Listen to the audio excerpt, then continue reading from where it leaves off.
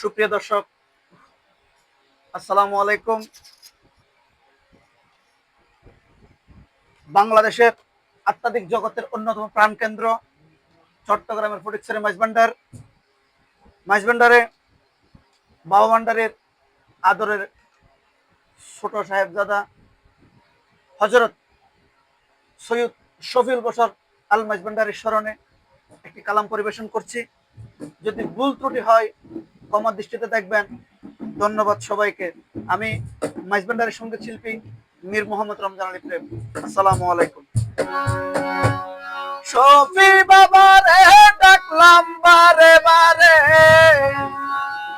শফি বাবা রে ডাকলাম বারে বারে, সিরিয়া কেন বাবা চাই না রে আমার মুর্শিদ বুঝি বেজার হইছে রে, তাই তো কথা কই না আমার মুর্শিদ বুঝি বেজার হইছে রে, তাই তো কথা কই না।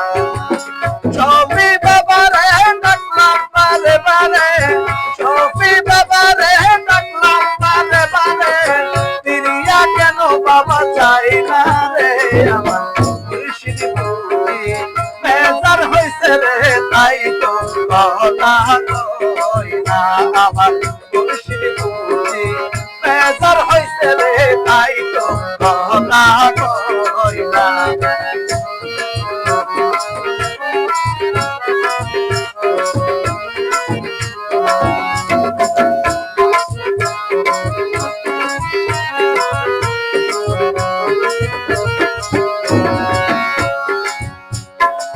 কেন কি কারণে দুঃখ দিলাম রে, তাই তো আসো তোমার দেশে রে বাবা।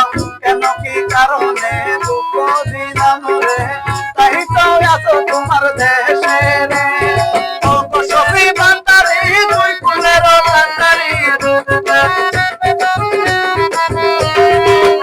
শফি ভান্ডারি দুই কুলের ভান্ডারি, আমায় যাইও না রে শফি বুঝি বেজার হইছে রে, তাই তো কথা কই না আমার শফি বুঝি বেজার হইছে রে, তাই তো কথা কই না।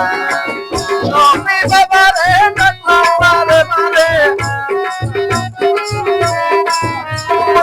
শফি বাবা রে ডাকলাম বারে বারে, সিরিয়া কেন বাবা চাই না রে আমার শফি বুঝি বেজার হইছে রে, তাই তো কথা কই না আমার বন্ধু বুঝি বেজার হইছে রে, তাই তো কথা কই না।